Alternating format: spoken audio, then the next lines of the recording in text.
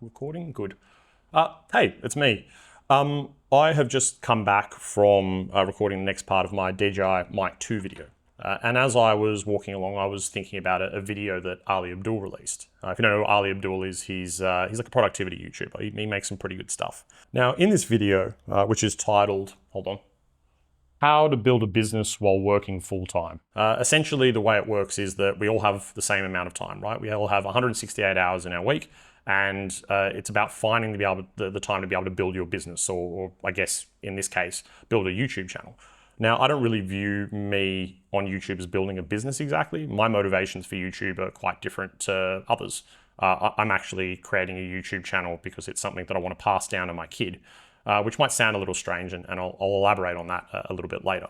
But essentially in this, he talks about how everybody has the same 168 hours in their week. So Elon Musk, Beyonce, me, you, Ali Abdaal. The problem is that the difference between somebody like Elon Musk or Beyonce is that they have people that can help them. They have people that can deal with their chores or take care of their kids or, whatever it might be.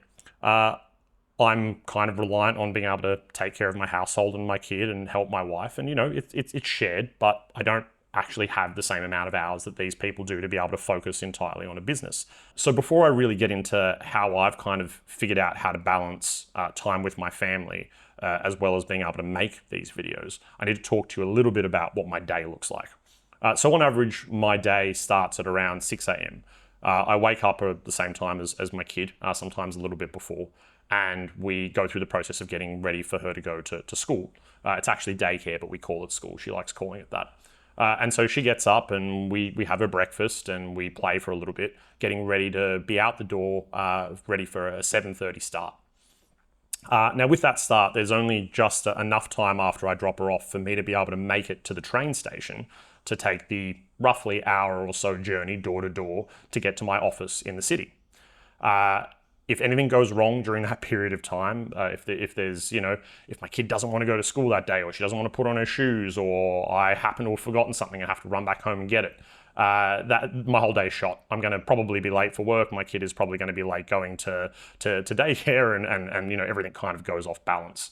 But anyway, I get on the train, I make it to work, I do my 8.5 hours or so, and then I make the same journey back to pick her up in time, to come back here, get dinner ready, try and convince her to be able to go and have a bath or a shower, and then get her ready for bedtime at around 8:30 p.m.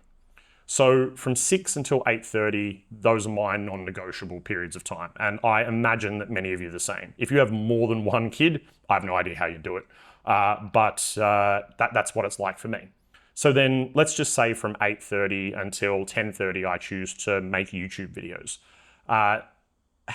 Honestly, just planning videos would probably take up that 2-hour time slot. At the same point, I'm then neglecting my wife or neglecting, my own personal sanity, my own personal care, where I might want to, play video games or watch a movie. Most of the time, I just want to hang out with my wife on the couch and just chat about the day. And then if I'm sensible, maybe I'll go to bed at 10:30 just to have a pretty mediocre night's sleep and wake up and do it all again. So at this point, you're probably thinking to yourself, well, how can anybody make YouTube videos with that kind of schedule? And here's my answer. Get everybody else involved. What I've started to do very recently is include my wife and my kid in my videos. Now, my daughter Jade has always been in my videos, from my very first video that I did about a soundbar up until one that I did recently where I was reviewing the Insta360 Link 2 camera. And it's a lot of fun. See, my kid absolutely loves being on video. She loves seeing photos of herself. She loves recording things on my phone. She loves rewatching YouTube videos over and over again. In fact, I'd say that my number one fan for this YouTube channel is my kid. She just watches herself over and over again. I've made videos that are specifically targeted towards just my kid watching. I made a video called For Jade, which is about her sitting next to me playing a video game. Now, that probably doesn't directly appeal to you. I know some of you watched it, and I very much appreciate that. But it really was for her, and she watches that over and over again. So how did I do this? How did I include my family in the videos?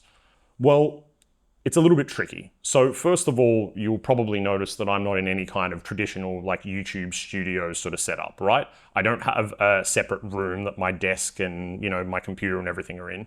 I don't have a door that I can close. And I'm actually in an environment right now that does not lend itself very well at all to audio. There's a hallway down here. The whole place just echoes, right? I don't have fancy YouTube lighting. This angle isn't even all that appealing. I've got a window next to me over here, which kind of helps a little bit. But ultimately, you know, all the stuff, all the little boxes that you want to tick when making videos, I'm not doing.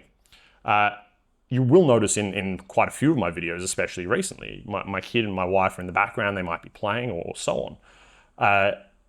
It's tricky. It's really tricky to be able to do, but I'm actually including them as part of the process.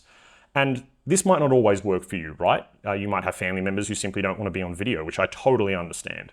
But for me, that's kind of how I made all of this work. I've essentially given up on the idea of what an ideal YouTube sort of studio setup would look like, and I've just lent into my environment.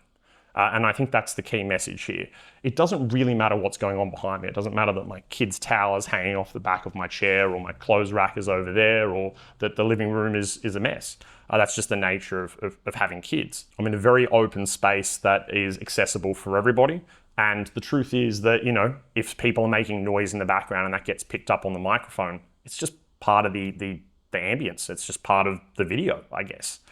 I'm going to continue to make videos this way, and I want to encourage you that if you are in a very similar situation to me, to maybe sit down and have a chat with your family and see how they feel about including themselves in your videos, whether or not they're background extras or whether or not they're actually joining in the video as well. It's a lot of fun, and that's what I've done. I've turned YouTube into a family activity. And if you happen to be somebody that doesn't have those same sort of requirements or commitments or responsibilities, you know, maybe you don't have a kid and you do find yourself having a lot of extra free time and you want to start a video, then, I mean, the world is your oyster. You can do this. If you have this kind of time, listen to Ali Abdaal, do what he says. Carve out those period of times where you really, really want to work on something like this and go for it. Utilize the time while you have it, because you never know when life is going to change. Anyway, that's it. Sorry for rambling on this long. It was just an idea that I had in my head as I was walking home, and I kind of just wanted to get it out there in the world. If you do resonate with this, then please let me know in the comments below. Always happy to give you some encouragement if you're thinking about doing something very similar. But I promise you can find a way to be able to make this work. There's always a way. And if this is something that you really want to do, then just go for it. Have a conversation with your family, your friends, and find a way to be able to incorporate this YouTube thing into your lifestyle. It can be done. So that's it. We made it to the end of 2024. 2025 is just around the corner, and I wanted to take this opportunity to say thank you. Thank you to everybody who liked, commented, and subscribed to my channel over this last year and since the beginning, really. Today's video is a way of me giving back, a way of encouraging you, somebody who might be like me and doesn't have a lot of time to be able to release videos, to give it a go, to release your first video, to make your first YouTube channel. So once again, thank you. I hope you have a safe and wonderful end of the year, and on to bigger and better things in 2025. See you guys.